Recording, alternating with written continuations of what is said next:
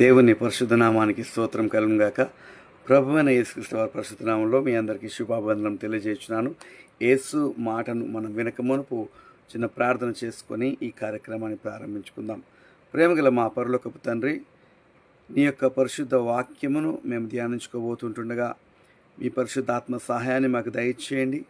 ఈ వాక్యం వింటున్న ప్రతి బిడ్డను దీవించండి, ప్రతి వారిని రక్షించండి, ప్రతి వారికి ఉన్న సమస్యల నుంచి విడిపించండి. వాక్యం యొక్క అవగాహన నీ పరిశుద్ధాత్మ ద్వారా మాకు దయచేయండి. మాకున్న అపోహలు తొలగించండి, సర్వసత్వంలోనికి మమ్మల్ని నడిపించండి. ఈ యొక్క సమయాన్ని ఆశీర్వదించండి. వందనాలు చెల్లిస్తూ స్తోత్రం చెల్లిస్తూ మా ప్రభువును ప్రియరక్షకుడైన యేసయ్య పరిశుద్ధ నామంలోనే బ్రతిమలాడడిగి వేడుకుంటున్నాము తండ్రి, ఆమేన్. దేవుని పరిశుద్ధ నామానికి స్తోత్రం కలుగుగాక. మార్కు సువార్త 10వ అధ్యాయం 22 నుంచి 27లోని మాటలు నేను చదవాలని ఆశపడుతున్నాను. యేసు మాట అను ఈ కార్యక్రమంలో ఈ మాటలు మనం చదువుకుందాం. మార్కు సువార్త 10వ అధ్యాయం 22 నుంచి 27 వరకు ఉన్న వాక్యం మనం చూసుకుందాం.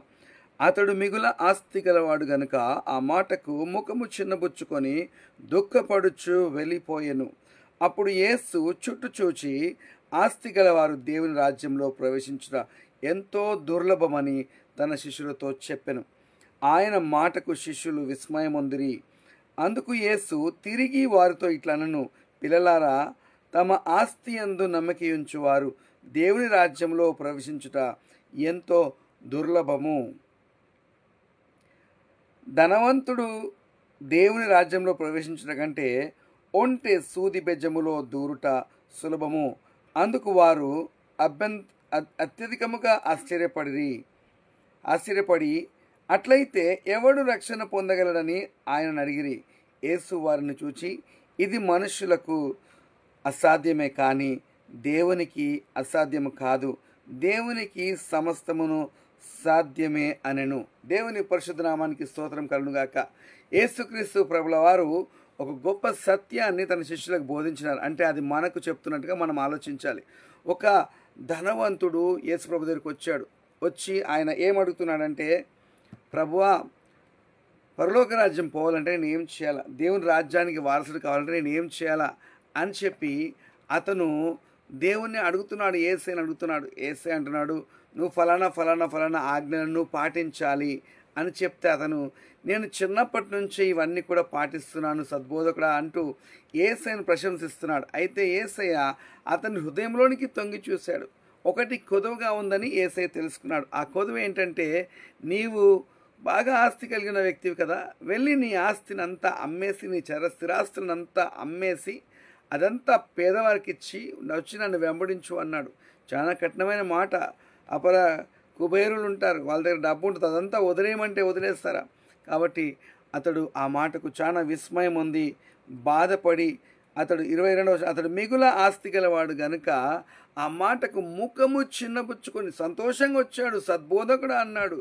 కానీ ముఖం చిన్నపోయింది. ఎందుకంటే తాను విశ్వసించిన ధనమును విడిచిపెట్టడానికి ఇష్టపడట్లేదు. అంటే దేవుని కంటే సుఖానుభవమును, దేవుని కంటే ధనమును ఎక్కువగా ప్రేమించాడు. కాబట్టి మరి యేసయ్యను కాదని ధనం కొరకు వెళ్ళిపోయాడు. దుఃఖం వచ్చింది ఆయనకి. ముఖము చిన్నబుచ్చుకొని దుఃఖపడుచు వెళ్ళిపోయాడంటే నవ్వుతూ వచ్చాడు, సంతోషంగా వచ్చాడు, ఏడుస్తూ వెళ్ళిపోయాడండి. యేసుక్రీస్తు ప్రభుల వారి యొక్క సహవాసంలో నీవు ఉంటే, ప్రభు యొక్క వాక్యము నీతో నాతో మాట్లాడితే, అయ్యో ఇలాంటి వాక్యం వినాల్సి వచ్చిందే, నేను ఇలా చేయాలని బాధపడి వెళ్ళిపోతున్నామా, లేకపోతే సంతోషంగా వాక్యాన్ని స్వీకరిస్తున్నామా? అయితే ఈ మాటను మనం గమనిస్తే అతడు యేసయ్య సన్నిధిలోంచి వెళ్ళిపోయాడు. ఆదికాండం 4వ అధ్యాయం 16వ వచనంలో మనం చూస్తాం. అప్పుడు కయీను యెహోవా సన్నిధిలో నుండి బయలు వెళ్ళి ఏదెనుకు తూర్పు దిక్కున ఉన్న నోదు దేశంలో కాపురం ఉండి. అంటే ఎక్కడి నుంచి వెళ్ళిపోయాడు కయీన్ అంటే యెహోవా సన్నిధిలో నుంచి వెళ్ళిపోయాడు. దేవుని బిడ్డలారా, ఒక సందర్భంలో అబ్రహాము దగ్గర దేవుని దూతలు మాట్లాడుతూ ఉంటే అబ్రహాం ఇంకా ప్రార్థన చేస్తున్నాడు. బైబిల్ ఏమని చెప్తుందంటే, అబ్రహాము యెహోవా సన్నిధిలో నిలిచెను అని వాక్యం చెప్తుంది. కాబట్టి ఆయన సన్నిధిలో నిలవడం అనేది గొప్ప భాగ్యం. దేవుని సన్నిధిలో నిలవాలంటే ఆయనకి ఇష్టమైన జీవితం మనం జీవించాలి. అప్పుడు యేసు ప్రభుల వారు చుట్టూ చూశారు. చుట్టూ చూసి ఏమంటున్నారంటే 23వ వచనంలో, అప్పుడు యేసు చుట్టూ చూచి, అంటే అందరికీ చెప్తున్నాడు ఈ మాట. చుట్టూ చూచి అంటే అక్కడ ఉన్న వాళ్ళకి మాత్రమే కాదు అర్థం, శిష్యులకు మాత్రమే కాదు అర్థం, అందరికీ ఇదే మాట. సంఘ నాయకులకు, పరిచర్యలో పెద్ద పెద్దవారికి, మంచి బట్టలు వేసుకొని గొప్ప సేవ చేసే వాళ్ళకు ఈ మరి సరైన బట్టలు లేకుండా కూడా భోజనం సరిగా లేకుండా కూడా సదుపాయాలు లేకుండా కూడా చేసే చిన్న చిన్న సేవకులకు విశ్వాసులకు అందరికీ ఒకటే సూచిక ఏంటంటే యేసుప్రభు అంటున్నాడు, అప్పుడు యేసు చుట్టూ చూచి ఆస్తి గలవారు దేవుని రాజ్యంలో ప్రవేశించుట ఎంతో దుర్లభమని తన శిష్యులతో చెప్పాను. దుర్లభము అంటే అసాధ్యము, ఇంపాసిబుల్.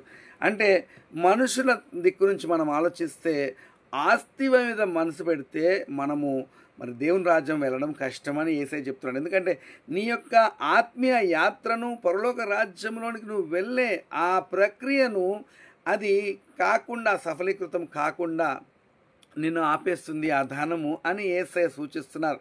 అందుకే ఆయన శిష్యులను సేవకు పంపినప్పుడు మీరు సంచి కూడా తీసుకోవాల్సిన అవసరం లేదు, ఏం తీసుకోకుండా అలాగే వెళ్ళిపోండి, సేవకి వెళ్ళిపోండి అని చెప్పాడు. ఎందుకు అలా చెప్పాడంటే ఇంకా వాళ్ళ మనసంతా దేవుడి మీదే ఉంటుంది కాబట్టి అలా ఏమి లేకుండా ఒట్టిచేలతో పొమ్మని చెప్పాడు.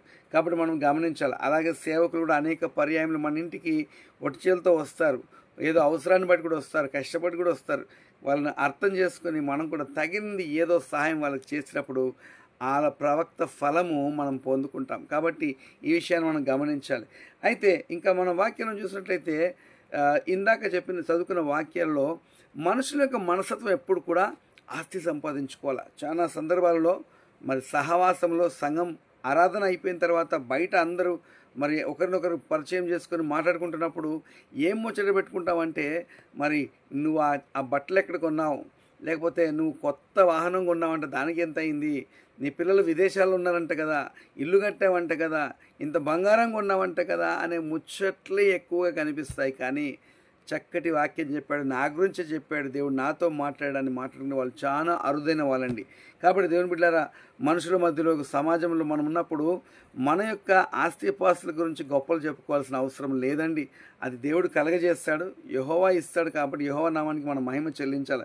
కాబట్టి ఒక ధనవంతుడు లూకా సువార్తలో మనం చూస్తాం 16వ అధ్యాయంలో అక్కడ ఒక ధనవంతుడు కనిపిస్తాడు లూకా సువార్తలో. ఆ ధనవంతుడు మనం చూసినట్టయితే అతను ఎంతో ఆస్తి గలవాడు, అనుదినము ఉదారంగా వస్త్రాలు వేసుకున్నాడు. తన అన్నదమ్ములతో, తన బంధువులతో, స్నేహితులతో ప్రతిరోజు తినొచ్చు, త్రాగొచ్చు, విందు చేసుకున్నాడు. తప్పు లేదు, ఆయన దొంగతనం చేశారని లేదు, బైబిల్లో వాక్యంలో ఆయన వ్యభిచారం చేశారని లేదు, ఆమె అక్రమంగా ఆర్జించడం ఏం లేదు. బాగానే ఉన్నాడు, అలాగే అనిపిస్తుంది. తన జీవితం తనకు బాగానే కనిపిస్తుంది. ఒకరి మార్గం వానికి, ఒకరి నడక వానికి సరిగానే కనిపిస్తుంది. కానీ ఒక సమయం వచ్చినప్పుడు అది వాడిని నాశనానికి తీసుకెళ్తుంది. దేవుని వాక్యం చెప్తుంది. అతను ధనవంతుడు బాగానే ఉన్నాడు, కానీ ఏమైందంటే అతను చనిపోయాడు. చనిపోయినప్పుడు పాతాళంకు వెళ్ళిపోయాడు. ఆ పాతాళంలో చూస్తే అతనికి బాధాకరమైనది ఇంకోటి ఉంది. అతనికి ఎదురుగా పరదేశం కనిపిస్తుంది. ఆ పరదేశంలో అబ్రహాము ఉన్నాడు. అబ్రహాము రొమ్మున ఆనుకొని ఒక లాజరు అనే దరిద్రుడు ఉన్నాడు. అంటే లోకంలో ఉన్నప్పుడు లాజరు దరిద్రంగా ఉన్నాడు, లోకం ఉన్నప్పుడు ధనవంతుడుగా ఉన్నాడు. పరలోకం వెళ్ళిన నిత్య జీవంలో ధనవంతుడు యాతన పడుతున్నాడు, పాతాళంలో ఉన్నాడు. ఈ లాజరు ధనవంతుడిగా, అతి ధనవంతునితో, అబ్రహాముతో అతని రొమ్మున ఆనుకొని ఉన్నాడు. అయితే ఏం జరిగింది? ఈ యొక్క దరిద్రుడు అనబడే లాజరు జీవితంలో, తన జీవితంలో స్నేహితులు లేరు, బంధువులు లేరు, మంచి వస్త్రాలు లేవు, ఆరోగ్యం లేదు, ఒక పూట భోజనం పెట్టే వాళ్ళు కూడా లేరు. ఈ ధనవంతుడు రోజు విందు చేసుకుంటే తన బల నుంచి కింద పడిపోయిన ముక్కల్ని వాళ్ళు ఊడ్చి బయట పాడేస్తారు కదా కుక్కలు తినడానికి. ఆ కుక్కలు తినే ఆ యొక్క రొట్టె ముక్కలు తీసుకొని తిన్నాడు ఈ లాజర్ అనేవాడు. అనారోగ్యంతో ఉన్నాడు, ఒంటరిగా ఉన్నాడు, ఎవరు ఆయనను పట్టించుకోలేదు. కానీ ఆ రొట్టె ముక్కలు తిని తృప్తిగా ఉన్నాడు. ఏం చేశాడు ఈ ధనవంతుడు అంటే, తన ఎదురుగా ఉన్న సహోదరుణ్ణి ప్రేమించలేదు. కాబట్టి ఎన్ని ఆజ్ఞలు మనం పాటించినా ప్రేమ లేకపోతే అంతా సున్నా అని వాక్యం మనకు చూపిస్తున్నది. ఈ ధనవంతుడు ఈ విధంగా పాతాళంకు వెళ్ళిపోయాడు. కానీ పేదవాడైన లాజరు ఇవన్నీ లేకున్నా సరే కానీ తన మనస్సు, దీన మనసు, విరిగి నలిగిన మనసు దేవునికి అర్పిస్తూ, దేవుడు తనకిచ్చిన రొట్టె ముక్కలను బట్టి తృప్తి కలిగి ఆయన యథార్థంగా ఉన్నాడు. తనకు కలిగిన దాన్ని బట్టి యథార్థంగా ఉన్నాడు, రక్షణ కాపాడుకున్నాడు. అందుకే చనిపోగానే పరలోకానికి వెళ్ళిపోయాడు. దేవుని బిడ్డ, ఈరోజు పరిశుద్ధాత్మ దేవుడు మనతో మాట్లాడుతున్నాడు. మనము ఈ లోకంలో ధనవంతులుగా ఉండి మురిసిపోతున్నామేమో, ప్రక్కవారి దగ్గర ఏమి లేదని, వాళ్ళకి బంగారం లేదు, నీకున్నంత బంగారం వాళ్ళ దగ్గర లేకపోవచ్చు, నీకున్న ఆర్థిక స్తోమత, హోదా ప్రక్కవారికి లేకపోవచ్చు.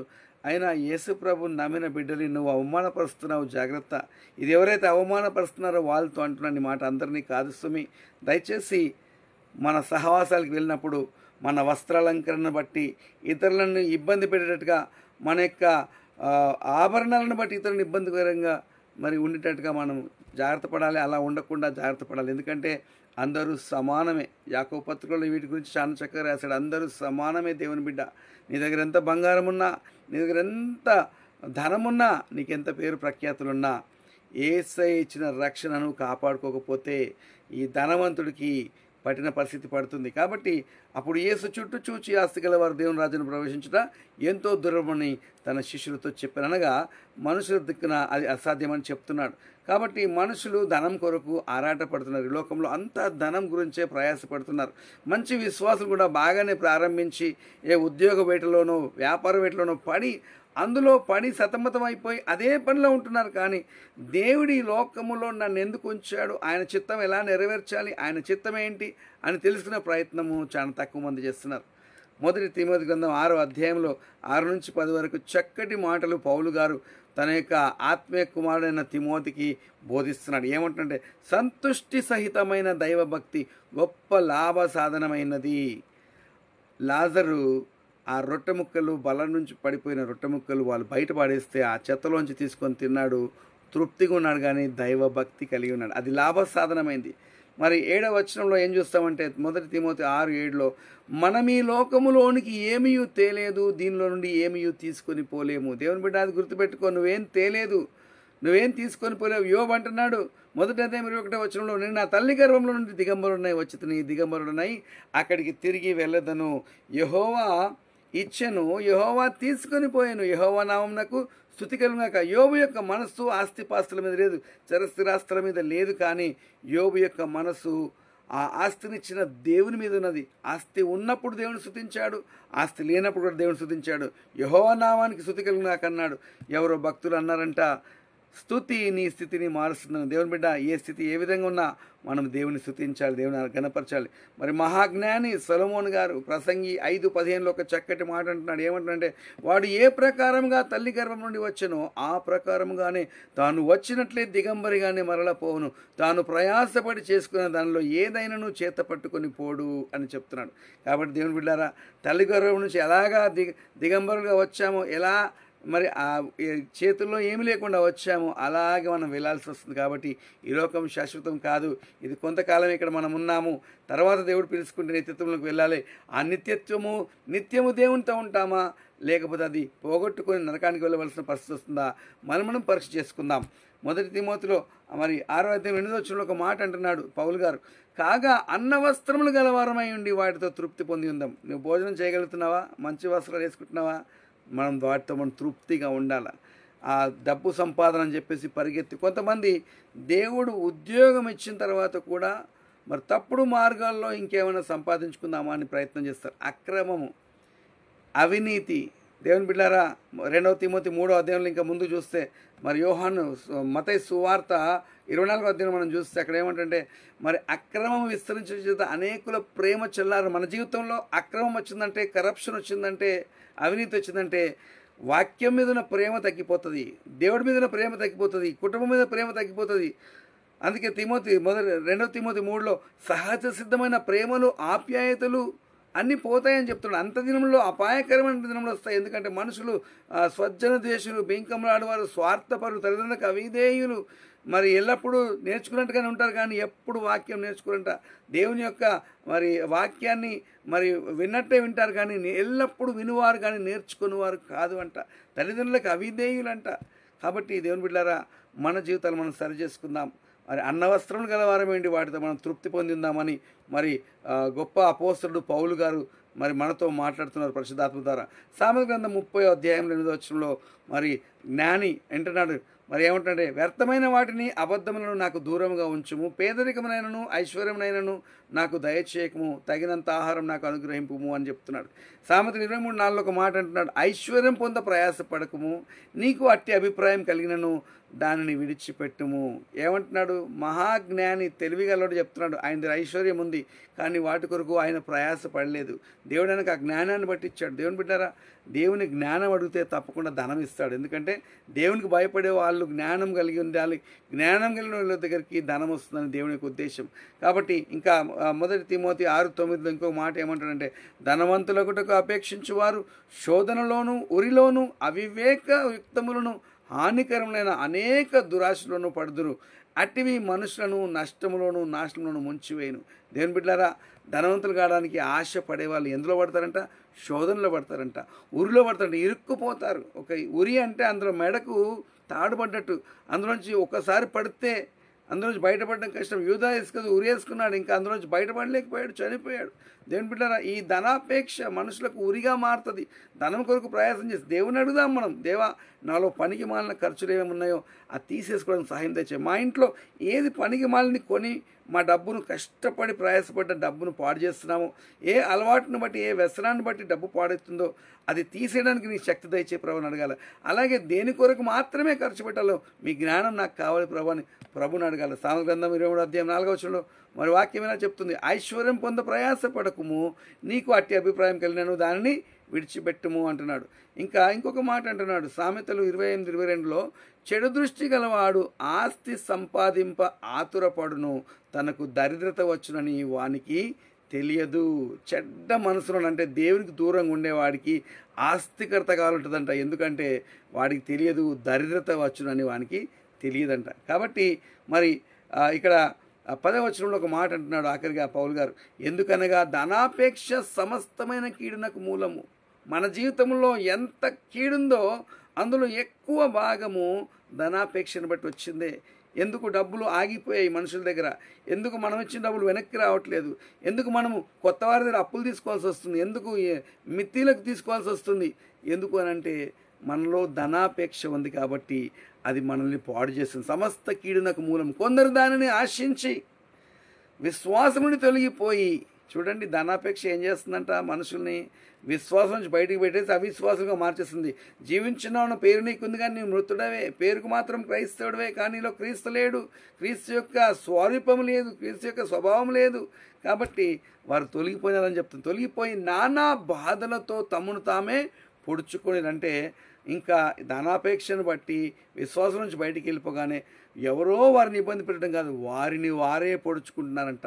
ఇంత ఘోరంగా ఉంటుంది. అయితే ఇంకొక హెచ్చరిక పౌలు గారు చెప్తున్నారు, దైవజనుడా ఓ విశ్వాసి, నీవైతే వీటిని విస్మరించి, ఇటువంటి ఈ ధనం మీద ఉన్న ప్రేమను విస్మరించి నీతిని, భక్తిని, విశ్వాసమును, ప్రేమను, ఓర్పును, సాత్వికమును సంపాదించుకుంటకు ప్రయాసపడము. ఇవి ఆత్మఫలాల్లోని ముఖ్యమైన భాగాలు ఇవి.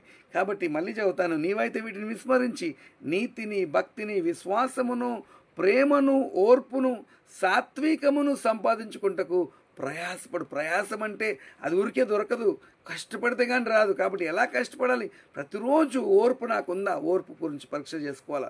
సాత్వికత ఉందా నాకు, ప్రభువులాగా ఉమ్మేస్తే కూడా తలపైకెత్తి చూడకుండా, ఆడు ఉమ్మేసినప్పుడు వాడి బావి ఎవడో కూడా తెలుసు, ఏసాయికి వాడు పుట్టకముందే తెలుసు కానీ తగ్గించుకున్నాడు. నేను ఎవరు కొంటారో చెప్పు, ప్రవచనం చెప్పన్నారు, అయినా ప్రభువు తగ్గించుకున్నాడు. సాత్వికత, ప్రేమ, ఓర్పు, విశ్వాసం. ఎంత కష్టం వచ్చినా నా దేవుడు నాతో ఉంటాడన్న విశ్వాసము మనం కలిగి ఉండాలి. మళ్ళీ నీతిని కలిగి ఉండాలి, భక్తిని కలిగి ఉండాలి.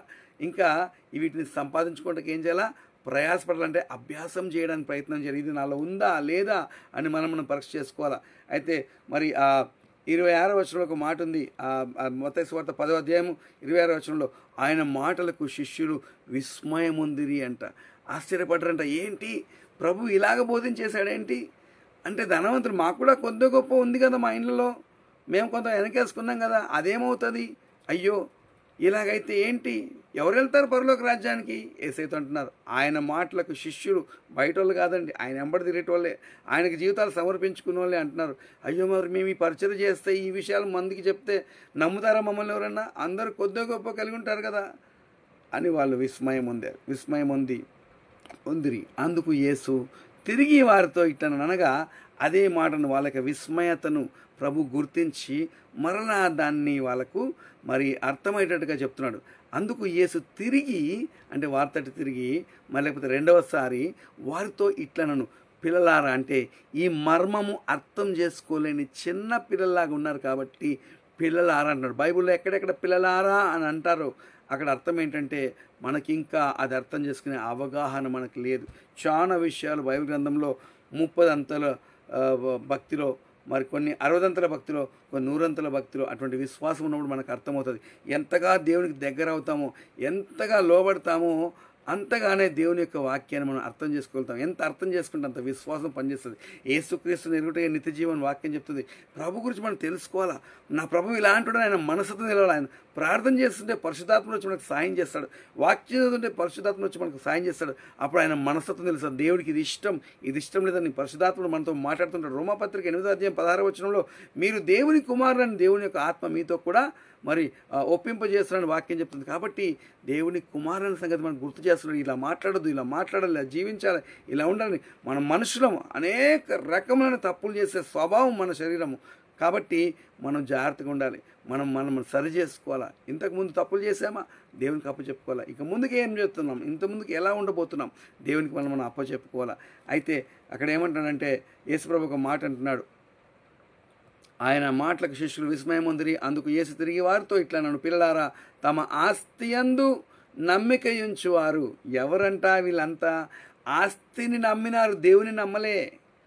దేవుని నమ్మి దేవుడి నాకు ఇచ్చాడు. దావీదు దేవుని నమ్మాడు, ఆయన ఆస్తి ఇచ్చాడు. కానీ ఆస్తిని నమ్మలేదు, ఆయన దేవుని నమ్మాడు. సొలొమోనుకి ఎంతో ఆస్తి ఇచ్చాడు, ఆస్తిని నమ్మలేదు, దేవుని నమ్మాడు. నమ్మిక ఉంచేవారు దేవుని రాజ్యంలో, అనగా ఆస్తి అందు నమ్మిక ఉంచేవారు దేవుని రాజ్యంలో ప్రవేశించడం ఎంతో దుర్లభము. అయ్యా, నీకు ఆస్తి ఉంటే ఉంచుకో, కానీ దాన్ని నమ్మకు అని చెప్తున్నాడు యేసయ్య. నీకు దేవుడు మంచి కారు ఇచ్చాడేమో, మంచి ఇల్లు ఇచ్చాడేమో, ఎంతో బంగారం ఇచ్చడము, ఎంతో ధనం ఇచ్చడము, దేవునికి స్తోత్రం, హల్లెలూయా. అందుని బట్టి దేవుని స్తుతిస్తాం మనం. కానీ దాని మీద మనసు పెట్టద్దు. ఆపత్కాలమందు ఆస్తి పనికిరాదు. ఆపత్కాలమందు మన నీతి మనకు పనికి వస్తుంది. మరి యేసుప్రభు ఇంకో మాట అన్నాడు 25వ ధనవంతుడు దేవుని రాజ్యంలో ప్రవేశించుట కంటే, చూడండి, ధనవంతుని గురించి మాట్లాడుతున్నాడు యేసయ్య. ధనవంతుడు దేవుని రాజ్యంలో ప్రవేశించుట కంటే ఒంటె సూది బెజ్జంలో దూరుట సులభం. అక్కడ సూది బెజ్జం అనే ఒక చిన్న గుమ్మం ఉండేదంట. అక్కడ అందులో నుంచి ఒంటె పోవడానికి చాలా కష్టపడేదంట. నిజంగా దారం పెట్టే సూది బెజ్జం కాదు ఇది. అక్కడ సందర్భాన్ని బట్టి అక్కడ ఎదురుగా ఉన్న ఒక సూది బెజ్జాన్ని చూపిస్తూ ప్రభు అన్నాడు, అదిగో ఆ సూది బెజ్జంలో నుంచి ఒంటెనన్నా కొంచెం కష్టపడి వెళ్తుందేమో, కానీ ధనవంతుడు దేవుని రాజ్యంలోనికి రాజాలడు అని చెప్తున్నాడు. అది దేవుడు ఒక కాషన్గా, ఒక వార్నింగ్, హెచ్చరిక ఇస్తున్నాడు. ధనవంతుడు దేవుని రాజ్యంలో ప్రవేశించట కంటే ఒంటె సూది బెజ్జంలో దూరుట సులభము. అందుకు వారు అత్యధికముగా ఆశ్చర్యపడి, ఇందాక విస్మయం పొందారు, ఇప్పుడు ఇంకా ఆశ్చర్యపడరయ్యా. ఒంటె సూది బెజ్జంలోనికి పోదు కదా ప్రభువా, నువ్వు అది పోతుంది అంటున్నావు, కానీ మరి ధనవంతుడు పరలోక రాజ్యం పోవాలంటే అంత కష్టమా అంటే అంత తీరికైపోతుంది, అంత కష్టమైపోతుంది. ధనం మీద మనసు పెట్టుకుంటే ఏదైనా ధనంతో కొనేసుకుందాం, ఏదైనా ధనంతో సాధించుకుందామనే మనసు వచ్చేస్తుంది మనకి. దేవుడు ఏం చేస్తాడు, నేను కష్టపడకపోతే దేవుడు ఏం చేస్తాడని నీ ధనం మీద, నీ కష్టం మీద, నీ పలుకుబడి మీద నువ్వు ఆధారపడే అవకాశాలు ఉంటాయి. కాబట్టి దేవుని బిడ్డ, మనల్ని మనం హెచ్చరించుకుందాం. దేవుని వాక్యం చెప్తుంది, మరి మనము ధనముల మీద నమ్మకం ఉంచదని వాక్యం చెప్తుంది. అందుకు వారు అత్యధికంగా ఆశ్చర్యపడి, అట్లయితే ఎవడు రక్షణ పొందగలడని ఆయన అడిగి ఇప్పుడు పాయింట్కి వచ్చారు. శిష్యులు అంటున్నారు, ప్రభువా, అందరి దగ్గర కొద్దిగా గొప్ప ధనం ఉంటుంది కాబట్టి ఈ సూత్రాలు నువ్వు చెప్పావంటే, ఈ సూక్తులు చెప్పావంటే మమ్మల్ని ఎవడు నమ్ముతాడు ప్రభువా? మరి ఎవరు పరలోకానికి వస్తారు? మాతో పాటు కూడా అందరికీ ఇదే సవాలు కదా అని ప్రభువుని అడిగారు. మళ్ళీ యేసు ప్రభు దాన్ని మరి క్లుప్తంగా వివరించి చెప్తున్నారు. యేసు వారిని చూచి, మనుషులకు అసాధ్యమే కానీ దేవునికి అసాధ్యము కాదు. ఏమని చెప్తున్నాడు యేసయ్య? నీకు ఆస్తి ఉందా? పర్వాలేదు, అది నీకు ఆటంకంగా ఉండద్దు అనుకుంటే నీ మనసు దాని మీద పెట్టమాకు, నీ మనసు దేవుని మీద పెట్టు అంటున్నాడు. యేసు వారిని చూచి, ఇది మనుషులకు అసాధ్యమే కానీ దేవునికి అసాధ్యము కాదు. దేవునికి సమస్తము సాధ్యమే అనెను. సమస్తము సాధ్యమే అంటే నమ్మకం ఎవరి మీద ఉంచాలా? యేసు ప్రభు మీద ఉంచాలా, తండ్రి దేవుని మీద ఉంచాలా, పరిశుద్ధాత్మ మీద ఉంచాలా. సామెతల గ్రంథంలో మరి 10వ అధ్యాయంలో ఒక మాట ఉంది, 2వ మాట, భక్తిహీనుల ధనము వారికి లాభకరము కాదు, నీతిమంతుని నీతి మరణము నుండి రక్షించును. అంటే నేను రక్షించబోయేది నీతి, అంటే దేవుని యందు మనం కలిగిన నీతిని. దేవుని బిడ్డ ఈరోజు ప్రభు ఒక సవాల్ని విసురుతున్నాడు. మనం సరి చేసుకుందాం. ధనం మీద వ్యామోహం ఉంటే, ధన సంపాదనే జీవితం అనుకుంటే, కొంతమంది అంటారు 4 రాళ్ళు వెనకేయాలంటారు. దేవుని బిడ్డ జాగ్రత్త, నీతిని పోకూడదు. మన నీతిని పణంగా పెట్టి మనం ఆస్తి వెనకాల పరిగెత్తద్దు. యెహోవా ఆశీర్వాదము ఐశ్వర్యం ఇస్తుందంట, అందులో దుఃఖం ఉండదంట, వేదన ఉండదంట. కాబట్టి ఇస్తాడు దేవుడు. ఎందుకంటే 2వ కొరింథీ పత్రిక 8:9 ఏముందంటే, ఆయన ఎంతో ధనవంతుడైండి, మీరు తన యొక్క దారిద్ర్యం వలన మీరు ధనవంతులు కావాలని తాను మీ నిమిత్తము దారిద్రుడు రాసింది. ద్వితీయోపదేశకాండం 8:18లో మీ పితరుల వలె నేటికి మీతో కూడా నిబంధన స్థిరపరచడానికి ఆయన భాగ్యము సంపాదించుకుంటకు మీకు సామర్థ్యం కలిగజేవాడు ఆయనే అని రాసింది. ఆయన నిబంధన చేస్తా అంటున్నాడు, ఇస్తాడు ధనం. కానీ యేసుప్రభుని నమ్మేది డబ్బు కోసం కాదు, యేసుప్రభుని నమ్మేది ఆస్తిపాస్తుల కొరకు కాదు. మొదట ఆత్మ రక్షించబడాలా. ధనం కంటే గొప్పోడు, దేవుడు నాకు రక్షణ ఇచ్చాడు, నా రక్షణను బట్టి నేను ధనవంతురాలని మనం చెప్పాలా. అట్టి కృప పరిశుద్ధాత్మ దేవుడు యేసు నామములో మనకు దయచేయును గాక. ఆమేన్. ప్రార్థన చేసుకుందాం. ప్రేమగల మా పరలోకపు తండ్రి, వాక్యం వింటున్న ప్రతి బిడ్డను దీవించండి, ప్రతి వారికి ఉన్న ఆర్థిక ఇబ్బందులు తొలగించండి, ప్రతి వారిని కరుణించండి అయ్యా. ప్రతి బిడ్డకున్న ప్రతి ఆర్థిక సమస్యలు తొలగించండి అయ్యా. ఉద్యోగంలో సమస్య తొలగించండి, ఉద్యోగం లేని వారికి ఉద్యోగాలు దయచేయండి, ఉద్యోగంలో సమస్య ఉంటే అవి తొలగించండి అయ్యా. మార్గం సుగమం చేయండి, సరళం చేయండి, నీ బిడ్డలకున్న ఆర్థిక ఇబ్బందులను తొలగించండి. బహుశా వాళ్ళ ఇళ్లలో ఎవరైనా అనారోగ్యంతో ఉండొచ్చు ప్రభా, యేసు నామంలో ముట్టండి, స్వస్థపరచండి. నజరేయుడైన యేసు నామంలో నీ బిడ్డల మీదకి ఇప్పుడే నీ స్వస్థ శక్తి ప్రభావం దిగి వచ్చినాక తండ్రి అయ్యా లేపండి ప్రభా. నైనా మరణశయం ఉన్న బిడ్డలను, చేతగాని స్థితిలో ఉన్న బిడ్డలను లేపండి ప్రభా అయ్యా. మరి ఎవరైనా వ్యసనాలకు బానిసలై నా తండ్రి ఎటువంటి మత్తు పానీయాలకు కానీ ఇంకా దేనికైనా చెడ్డవాటికి బానిసలై ఉంటే వాటిలో నుంచి నీ బిడ్డలను విడిపించండి ప్రభా. ప్రతి విధమైన సాతాను బంధకాల నుంచి ప్రతి బిడ్డను యేసు నామములో విడిపించమని ప్రార్థిస్తున్నాం తండ్రి. ఈ ప్రార్థనతో ఏకీపిస్తున్న ప్రతి బిడ్డను మీరు దీవించండి, ప్రతి గృహంలోకి మీరు వెళ్ళండి, ప్రతి బిడ్డకు చదువుకునే బిడ్డలకు మంచి జ్ఞానం దయచేయండి అయ్యా. నీ బిడ్డలకు నీ కృప తోడుగా ఉంచండి. ఆస్తి మీద ఆధారపడకుండా, ఆస్తి మీద నమ్మకం ఉంచకుండా నిన్ను మాత్రమే నమ్మకం ఉంచి అయ్యా, నిన్ను మాత్రమే నమ్ముకొని యోబు వలె యెహోవా ఇచ్చాడు, యెహోవా తీసుకొని పోయాడు, యెహోవా నామమును స్తుతికరంగా కానీ అయ్యా ఆస్తి ఉన్నా లేకుండా నిన్ను స్తుతించే మనసు మాకు దయచేయండి. లాజరు వలె ప్రభా, దీనత్వం ఉన్న ప్రభా, రక్షణ కాపాడుకునే ఆ మనస్సు అయ్యా మాకు దయచేయమని ప్రార్థిస్తూ ఈ యొక్క ప్రార్థన వినందుకు మీకు స్తుతులు చెల్లిస్తూ మా ప్రభువును ప్రేరక్షకుడైన యేసయ్య నామములో అడిగి పెట్టుకుంటున్నాం తండ్రి. Amen, amen, amen. God bless you.